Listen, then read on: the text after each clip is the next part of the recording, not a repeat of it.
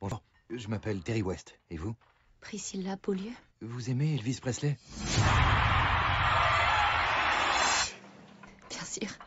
Comme tout le monde. Alors qu'est-ce qu'ils écoutent, les jeunes, ces temps-ci? Bobby Darin et Fabian. Et vous? Quelles sont exactement vos intentions, monsieur Presley? Vous avez un tas de femmes qui se jettent littéralement à votre cou. Pourquoi, ma fille? Monsieur, j'ai beaucoup de sympathie pour votre fille. Elle est très mûre pour une fille de son âge. 21. Désolé, mon cœur c'est 22. Vous n'avez pas à vous inquiéter pour elle. Des cheveux noirs et plus de mascara. Je sais pas trop si j'aime. Comment ça, tu sais pas trop si t'aimes? Il n'est pas comme tu l'imagines.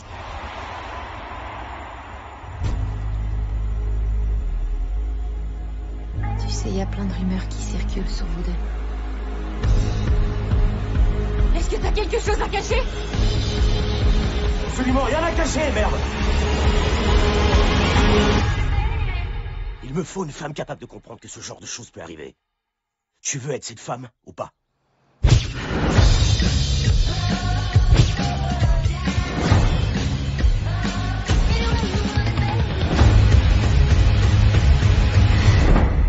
Je te quitte pour avoir une vie à moi.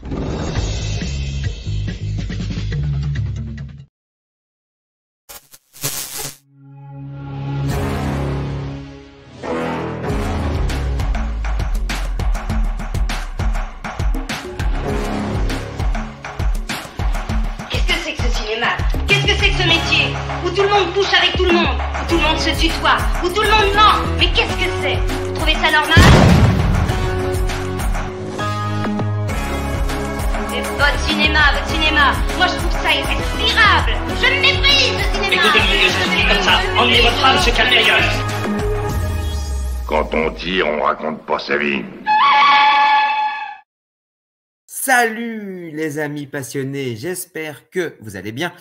Enfin, 6 jours après sa sortie, j'ai enfin fait la vidéo sur le film Priscilla. Et oui, alors, forcément, ça fait 6 jours maintenant que le film est sorti. Le YouTube Game qui est toujours très très rapide et les copains ont bien raison.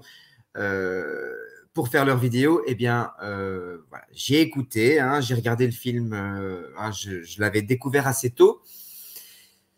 Et ben, pour une fois, et je dis bien pour une fois parce que c'est pas fréquent, mon avis va être plus ou moins semblable à ceux de mes confrères. On retrouve bien sûr une réalisation très, très proprette, très gentillette. Et en cela, j'ai pas de souci, hein, pas, avec toutes les horreurs que l'on entend dans les médias et même à travers le cinéma, en fait. Hein, il y a quand même des films assez moches, assez laids, assez violents, voilà, qui apparaissent sur nos écrans, enfin qui sont sur nos écrans. Et donc du coup, bah voilà, j'ai rien contre un peu de beauté, un peu de gentillesse, un peu de guimauve dans la réalisation. Mais moi, j'ai décidé d'attaquer cette vidéo par un angle un peu différent. Je ne vais pas me contenter de dire pourquoi j'ai aimé le film, pourquoi j'ai aimé le film. Vous connaissez mon point de vue sur la question. Si on me le demande, je le donnerai, mais je pense sincèrement que globalement, on s'en fout un petit peu de mon avis. Hein. Et je me fous aussi de le donner un petit peu.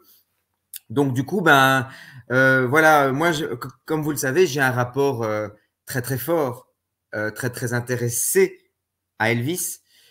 Parce que simplement, c'est une icône qui baigne depuis mon enfance autour de moi par ma maman.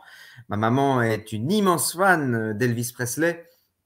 Et donc, l'imagerie, la personnalité d'Elvis tournait assez souvent autour de moi. Voilà, les disques.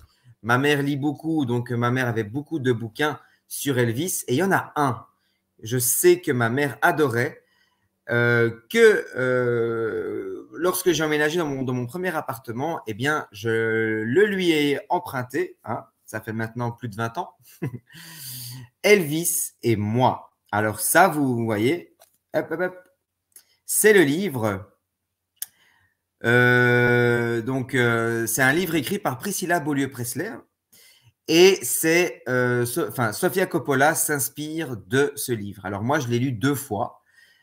Et en 1988, un biopic hyper intéressant est sorti, Elvis and Me, de Larry Pierce. Et c'est un téléfilm de 2 fois 1h30 que moi j'ai en VHS que j'ai restauré. C'est dire à quel point je l'aime. Donc c'est un film qui fait 3 heures. C'est un film qui prend le temps. Et voilà, c'est pas sur 1h50 de film qu'on va savoir raconter la complexité d'Elvis Presley, surtout à travers les yeux de Priscilla, car c'est de cela dont il s'agit. Donc, c'est un biopic sur Priscilla. Et je rejoins totalement Dirty Tommy quand il dit que c'est un spin-off sur Elvis Presley. C'est vrai. À mon humble avis, c'est vrai. Et ça n'a jamais été vendu comme ça, mais ce n'est pas une idée originale, puisque Priscilla a décidé de faire un livre en 1984 et d'adapter son livre en téléfilm pour le coup en 1988. Donc voilà, alors afin de capturer l'ambiance un petit peu de l'époque et de savoir ce que pensait Priscilla 7 ans après le décès d'Elvis, alors je me permets de vous lire un petit peu ce texte écrit par Priscilla qui est très, très intéressant. Alors évidemment, le plus important n'est pas de voir ma tronche. Hein, donc hop, c'est parti. Il m'a tout appris, comment m'habiller, comment marcher, comment me maquiller et me coiffer, comment me tenir en public, comment lui donner de l'amour. Au fil des années, il était devenu mon père, mon mari et presque un dieu. Alors ainsi, Priscilla Beaulieu-Presley parle-t-elle d'Elvis. Elle raconte ses 14 années avec le King, leur rencontre en Allemagne, son émerveillement quand il lui fait découvrir Las Vegas, sa surprise quand elle pénètre pour la première fois à Graceland, les nuits passées à faire de la musique avec la bande qui jamais ne quittait l'idole, son étrange apprentissage sexuel, le mariage rêvé, la naissance de la petite Lisa Marie, bref, l'histoire d'un très bel amour, un regard tendre sur un Elvis que nous ne connaissions pas, la vie peu ordinaire d'un couple qui ne l'était pas. Voilà. Alors ça, pour moi, c'est très, très, très révélateur. Donc, Priscilla insiste bien pour... le but n'est pas de montrer une face sombre d'Elvis comme la bande-annonce ici et comme le film Priscilla tend à le montrer, mais c'est surtout pour faire connaître un peu plus le personnage dans la sphère privée, dans le bon comme dans le moins bon. Et aujourd'hui, le problème, c'est que Sofia Coppola a mis l'accent sur le côté négatif d'Elvis Presley. Elle dira que non, bien sûr, et je laisse tout un chacun juger, mais en tout cas, mon ressenti a été celui-là. Eh bien, je n'ai pas trop apprécié donc le film Priscilla, alors que j'avais adoré Elvis and Me de Larry Pierce.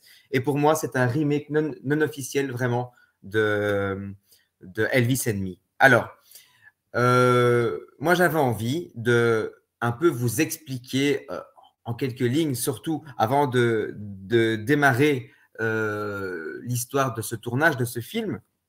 Eh bien, j'avais envie de parler, enfin, de vous présenter qui est Priscilla Presley dans les grandes lignes. Alors, peu avant 1962, alors qu'elle n'est encore qu'une adolescente, Priscilla Presley tombe sous le charme, vous le savez, du King, Elvis Presley. Donc, les deux tourtereaux se marient le 1er mai, très révélateur, très romantique, en 1967 à Las Vegas, et précisément 9 mois après le mariage, elle donne naissance à leur fille unique, Lisa Marie. Alors évidemment, en 1963, le couple divorce, mais ils restent proches. Et s'aimant toujours malgré tout, elle restera présente dans la vie du King après sa mort. Eh bien, elle restera proche encore de lui à travers son héritage et elle a joué un rôle majeur dans l'entretien de sa mémoire. D'ailleurs, elle contribue encore aujourd'hui à entretenir la mémoire d'Elvis. Elle se lancera par la suite dans le divertissement. On la retiendra dans le rôle de Jenna Wade dans la série Dallas, dont je vous propose ici un petit intitulé. Voilà, s'il vous plaît.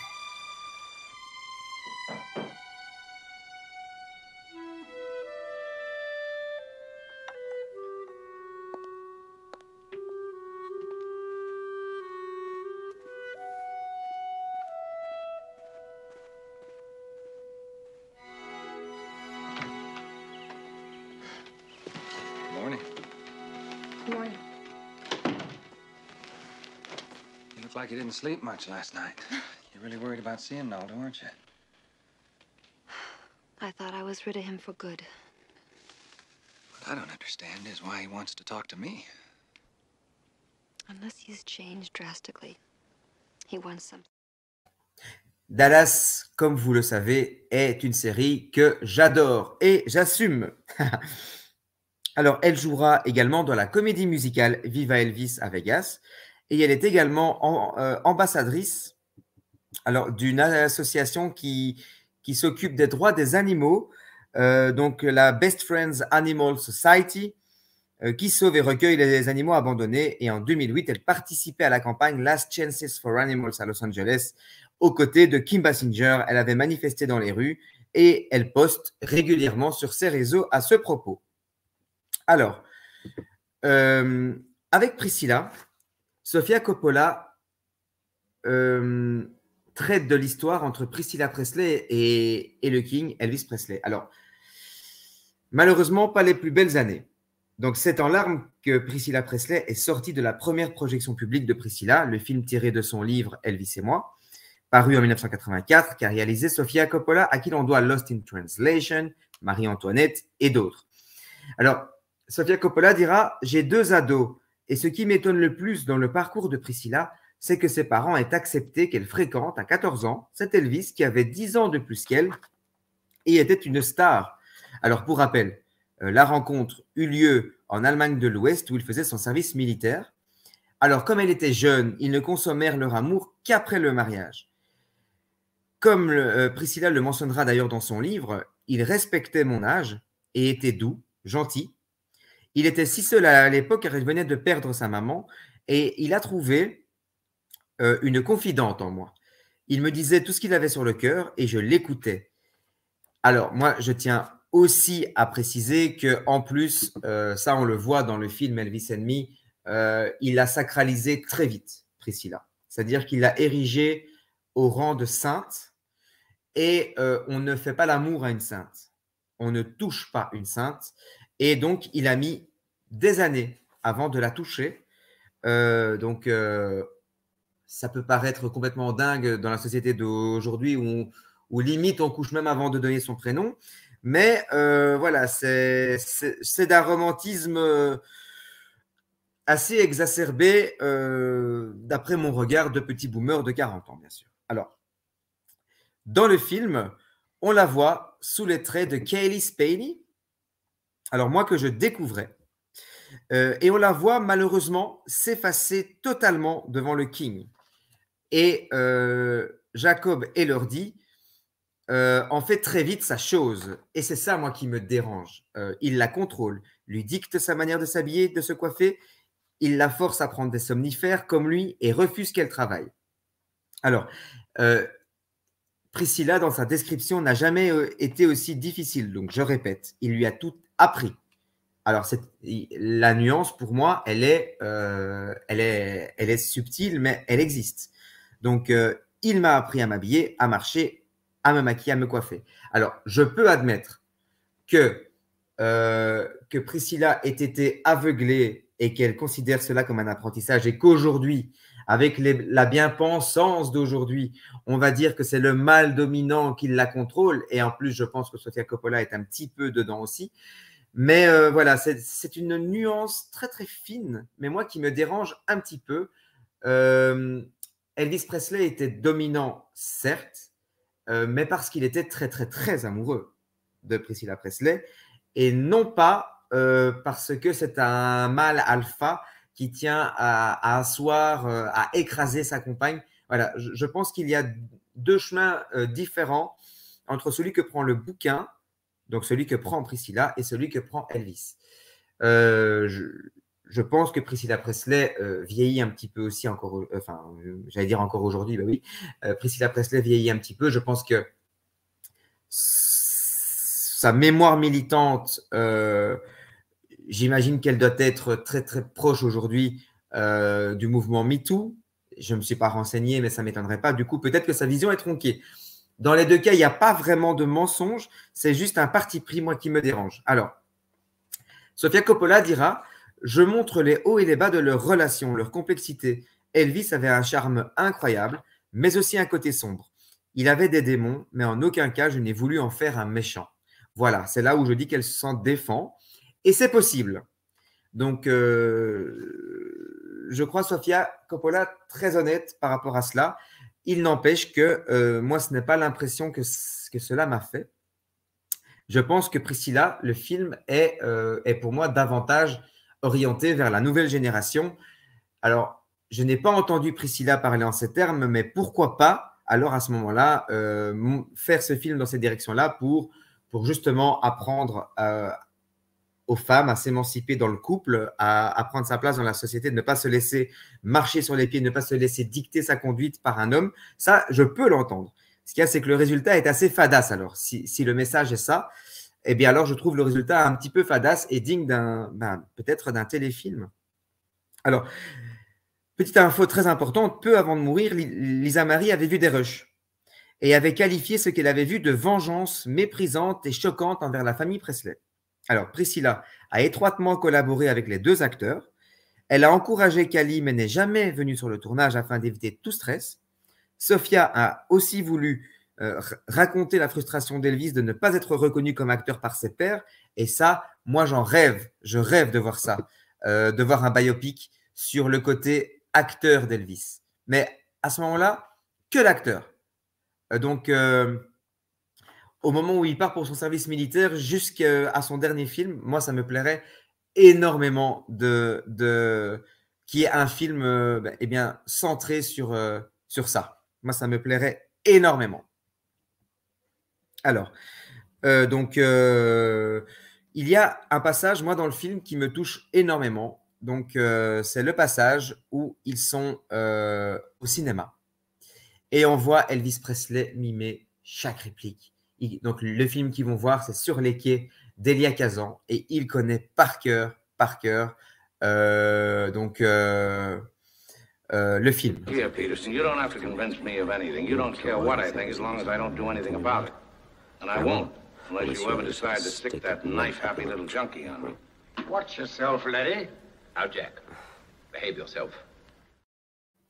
Alors, bien sûr, c'est dans le livre que je dis que c'est le film Sur les quais.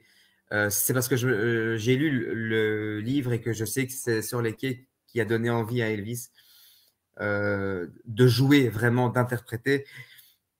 Mais là, c'est un film avec Humphrey Bogart, donc voilà. Mais dans le bouquin, cette scène est écrite et c'était Sur les quais. Donc, au final, mariés en 67, parents en 68, Priscilla et Elvis n'ont passé que très peu de temps à Graceland, finalement, la résidence du King. Son mari est de plus en plus absent pour les tournages principalement. Priscilla vit de son côté. Elle s'adonne au plaisir de la vie solitaire et s'amourache même de son prof de karaté. Alors, un soir, elle retrouve Elvis complètement saoul, qui la force à coucher avec lui. Et là, ça a été la goutte, elle ne tient plus. Elle le quitte, elle prend son courage à deux mains, elle le quitte. Et finalement, c'est peut-être là son acte le plus fort. Voilà, elle a attendu des années avant de le quitter. Elle a eu beaucoup de mal parce qu'elle l'aimait énormément. Et là, ça a été la goutte d'eau, voilà, un viol conjugal finalement, aurait eu raison de leur couple. Donc, alors, je le disais en début de vidéo, Dirty Tommy a parlé de spin-off d'Elvis. Et l'idée est intéressante. Moi, je me permets d'aller juste encore un peu plus loin. C'est que simplement, voilà, je vous ai beaucoup parlé d'Elvis et moi, Elvis ennemi de Larry Pierce, avec un Dale Midkiff peu ressemblant, c'est vrai, mais qui possède une grille de lecture et une compréhension totale du personnage. Et une Suzanne Walters profondément sensible dans les 2 premiers tiers du film et redoutable à la fin, lorsque la fin du couple approche. Voilà, je vous invite à découvrir ce film. Il est très important et il est surtout très vrai par rapport à l'image d'Elvis. Alors, le côté artiste d'Elvis a été effacé au profit de sa personnalité et moi, personnellement, ça m'a énormément plu. Alors, pour terminer, je vous ai parlé depuis le début de Elvis ennemi, hein, donc de Larry Green. Alors, je voulais donc vous proposer juste 3 scènes de Priscilla et d'Elvis et moi, 2 scènes qui sont censées parler de la même chose. Donc, moi, voilà, je voulais un petit peu faire un comparatif avec vous. Alors, eh bien, c'est parti. Donc, 3 moments de la vie d'Elvis Presley et de Lisa Marie Presley. Voici Elvis and Me. Well, what do we have here? Elvis, this is Priscilla Beaulieu, little gal I told you about. Hi, I'm Elvis Presley. Come over here. So you go to school? Yes. What are you, junior? Senior in high school? Ninth. Ninth what? Grade. Ninth grade. Well, you're just a baby. I am not. It's just this stupid sailor dress I wore. I don't even know why I wore it. Alors, vous le voyez ici, nous avons donc la présentation d'Elvis à Priscilla. Alors, on voit déjà une personnalité très marquée, donc un petit peu timide, mais quand Elvis se moque d'elle, donc il lui demande si elle travaille, elle répond non, je vais encore à l'école. Alors il fait, ben alors vous êtes encore une petite fille, et il se marre, donc il se moque. Et elle lui répond, tout Elvis qu'il est, hein, c'est déjà une star à ce moment-là, eh bien Priscilla se défend. Elle dit, voilà, je savais que j'aurais pas dû m'habiller comme ça. Alors moi, j'ai la VHS en VF. La voix d'Elvis, c'est très drôle, c'est Patrick Poivet. Alors, je m'excuse d'avance de la qualité, voilà, ça reste du RIP finalement, mais c'est une VHS à la base, donc l'image est un peu floue, l'image est dégueulasse. Mais malgré tout, moi, j'aime tellement le film que je le regarde comme ça. Mais là, je vous ai pris une version sur Internet parce que ma VHS, c'est vraiment pourri. Avec les lignes horizontales, c'est immontrable. Donc voilà. Nous passons à une image à un grain beaucoup plus moderne finalement. Et voici donc la même scène, mais dans Priscilla. Allez. Non, c'est pas ce que te dit. Salut. Comment ça va, Terry? Content de te voir. Qui tu nous amènes? Elvis, je te présente Priscilla Beaulieu. Bon, je vais aller retrouver Carole. Je te laisse. Tu veux t'asseoir?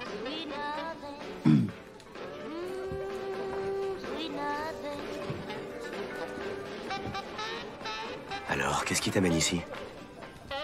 Mon père est stationné à Wiesbaden. Et d'où tu viens? Austin, au Texas. Austin. Et tu te plais ici? Ah, ça va. Ouais. Bon, il te reste plus que, quoi, 1 an ou 2 avant l'université? Ah, plus. Plus. Combien de plus? 4 ans. 4 ans? T'es encore un bébé. Merci. Eh ben, en tout cas, tu te défends pour une fillette. Hey, Elvis! Hey, Elvis! Alors, on compare ou pas?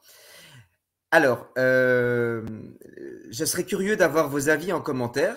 Donc, la vidéo est un peu plus longue que d'habitude. D'habitude, je tourne autour des 15 minutes. Là, on est déjà à 24. Hein, donc, je vais prendre mon temps quand même. Mais alors, quand on compare Dale Midkiff à Jacob Elordi, on voit déjà qu'Elvis est plus dans le respect. Hein, celui d'aujourd'hui est plus dans le respect. Là où Dale Midkiff est plus dans l'arrogance. Mais cinématographiquement parlant, ça marche mieux pour moi. Et Priscilla ne se défend à peine, enfin se défend à peine. Donc non, elle explique, oui, voilà. Donc il lui demande, tu as 1 an de l'université? Non, plus. Ah, ok, donc vraiment très jeune, quoi. Voilà. Ça manque d'humour un petit peu. Elvis Presley de 1988 était un petit peu plus gouailleur, un petit peu plus, je ne vais pas dire prétentieux, mais il y avait quelque chose. Vous voyez ce que je veux dire? Donc voilà, ça c'est une partie de la vie d'Elvis Presley, c'est la rencontre avec Priscilla. Je vous invite maintenant à observer une deuxième partie. Donc c'est Priscilla Beaulieu. Donc, a eu des soupçons très forts sur une liaison entre Anne-Margrethe et Elvis Presley sur le tournage de L'amour en 4e vitesse. Dites-moi en commentaire si je me trompe, hein, parce que j'ai tendance à mélanger tous les films d'Elvis. Je suis loin d'être le seul, croyez-moi, mais c'est L'amour en 4e vitesse, j'ai ça en mémoire. Et Priscilla découvre un mot d'amour dans la poche de son veston qu'il avait laissé pendre. Elvis en a marre, il étouffe. On ne dit pas s'il est dans le vrai ou dans le faux, on le devine, mais on ne sait pas. C'est-à-dire qu'il n'avoue pas. Mais Elvis réagit quand même d'une manière assez explosive. Je vous invite d'abord à découvrir la version de 1988.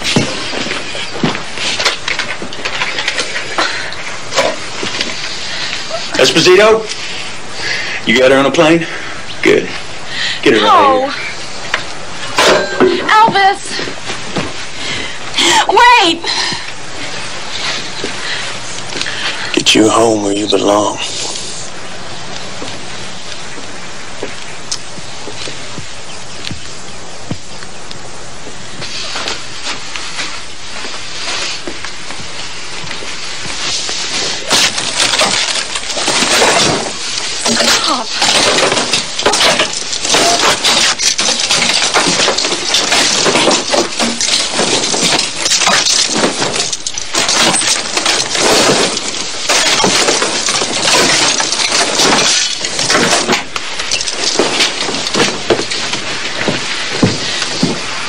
Please, I'm... Nobody around here understands anything.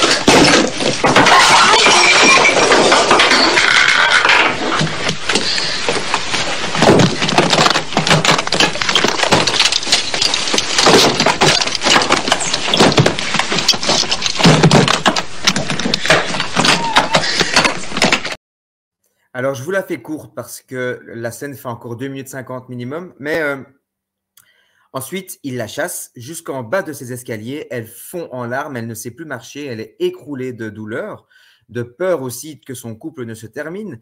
Et là, en fait, on sent une certaine jouissance intérieure, le côté dominant. Elle le supplie, elle pleure, du coup, ça le calme et il la remonte. Ce n'était pas la partie pour moi la plus intéressante. Alors, on va couper là. La même scène, un peu plus courte, car Sofia Coppola, visiblement, a bien rushé cette scène, mais... malgré tout, il y a quand même une grille de lecture intéressante. C'est parti. Ne va pas t'imaginer des choses. Ah, comme avec Anne-Margret? Scooby? Ça va, toi, je veux plus entendre un seul mot. Est-ce que t'as quelque chose à cacher? Absolument rien à cacher, merde. C'est toi qui es juste trop agressive et exigeante. Tu devras aller rendre visite à tes parents pendant quelque temps, tiens. Quoi? Non, non, je dirai pas. Je ferai mieux. D'ailleurs, je vais t'aider. Fais ta valise. Joe! Joe, mets Sheila dans le prochain avion et va aller voir ses parents pendant quelque temps. Achète-lui son billet et qu'elle parte. Dépêche-toi!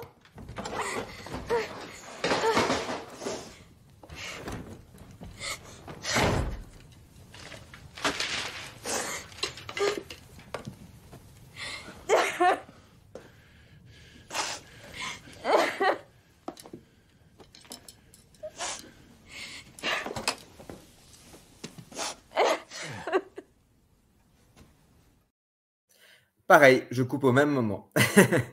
Donc, voilà, c'est très rushé. Hein, mais pour moi, Dale Midkiff laissait la tension monter, la haine. Et au plus la haine montait, au plus le côté dominant était présent. Malgré tout, Dale Midkiff est plus investi, selon moi. Et ben voilà, Jacob Elordi est très très bon, mais il n'a pas le temps, j'ai l'impression, d'aller au bout de l'émotion, d'aller au bout de ce sentiment de supériorité qu'Elvis a. Et je parle de sentiment de supériorité parce que Priscilla le cite comme tel, vraiment. Donc ce ne sont pas mes mots que j'utilise. Je les utilise souvent, mais là, dans ce cas-là, j'utilise vraiment du vocabulaire employé par Priscilla. Alors, dernière scène. Ce n'est pas la plus facile. D'ailleurs, je vais couper parce que c'est le moment, j'avais parlé de la goutte d'eau qui a fait déborder le vase et du viol conjugal. Alors, dans un cas comme dans l'autre, il n'y a pas de démonstration de la part du réalisateur ou de la réalisatrice. Donc, surtout aujourd'hui, hein, avec tout ce qu'on entend, hein, je ne voudrais pas qu'on pense que je fasse l'apologie du viol ou que je démontre un certain plaisir à ce genre de pratique, mais pas du tout. Je condamne complètement. Donc, voilà, c'est important de le préciser. Hein, aujourd'hui, où on ne peut plus rien dire, on ne peut plus rien montrer, ben voilà, je condamne vraiment ce genre d'attitude, tout comme je condamne toutes les personnes qui condamnent un peu facilement. Donc, voilà. Donc, ici, c'est la scène du viol conjugal. Alors, le but n'est pas de dire, vous voyez, hein, ah, là, va y avoir de la fesse. Absolument pas. C'est juste montrer la différence de ton. Donc, la version de Larry Pierce avec la version de Sofia Coppola. Et puis ensuite, on s'arrêtera là, promis.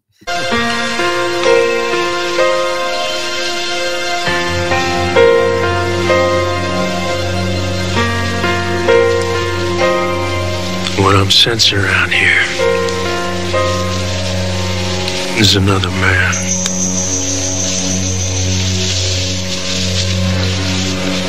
Somebody's gonna get killed. You ever heard of a hitman, honey? Elvis, don't be crazy. There's no need to kill anybody. I'm trying to talk to you. We could have a good life together if you would just stop the drugs.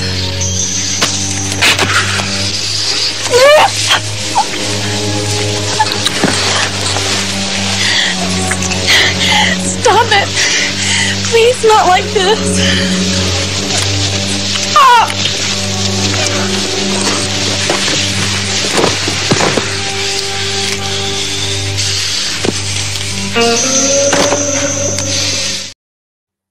Voilà, je pense qu'on a compris le principe. Ce n'est pas très amusant, mais voilà, c'est Elvis soupçonne Priscilla d'avoir un amant, ce qui là par contre est vrai, puisque Priscilla le dit, c'était son prof de karaté. À l'époque, on disait même que c'était Chuck Norris, et on ne saura pas si c'était Chuck Norris ou non, finalement. Ça a été évoqué, mais voilà, elle a rencontré Chuck Norris sur un plateau de tournage, donc peut-être que les infos se mélangent. Prof de karaté, Chuck Norris, mais Chuck Norris l'a entraîné pour une scène physique dans un film, mais ce n'était pas du tout à la même période. Donc, du coup, voilà, on ne sait pas, est-ce Chuck Norris ou pas, mais toujours est-il que il faudrait voir à quelle année a été faite La Fureur du Dragon. Mais je pense que c'est avant 77, année de la mort d'Elvis. Enfin bref, ce n'est pas très intéressant. Mais voilà, donc Elvis la soupçonne donc d'avoir un amant, ce qui est plutôt fort parce que lui collectionnait vraiment les maîtresses. Et voici la version de Sofia Coppola, version 2023.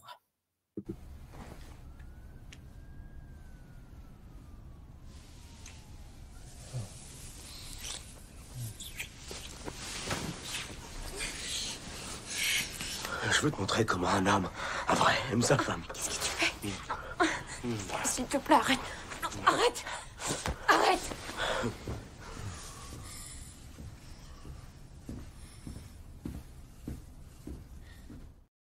Et voilà. Donc, Sofia Coppola a fait le choix, et ça, pour moi, ce n'est pas un mauvais choix.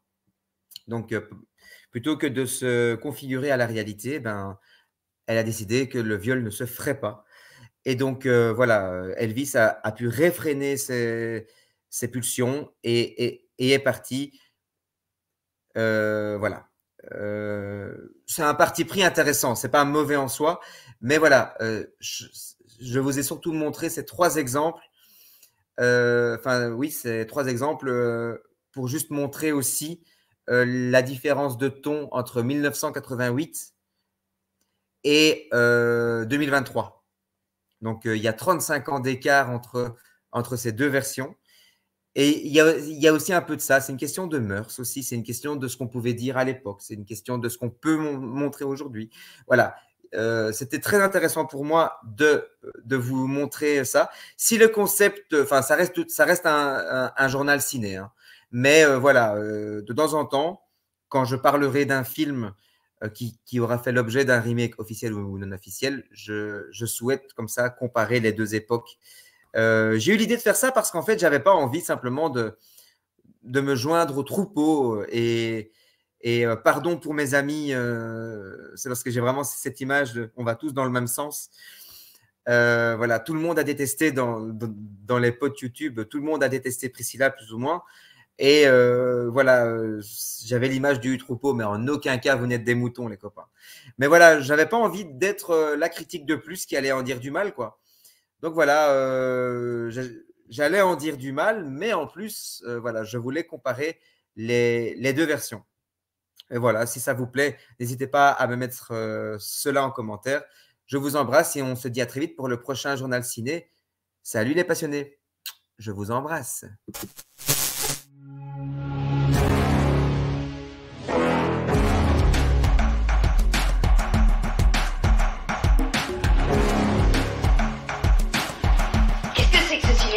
Qu'est-ce que c'est que ce métier où tout le monde couche avec tout le monde, où tout le monde se tutoie, où tout le monde ment? Mais qu'est-ce que c'est? Vous trouvez ça normal? C'est votre cinéma. Moi je trouve ça irrespirable. Je le méprise, le cinéma. Écoutez-moi, je dis comme ça. Emmenez votre femme se calmer ailleurs.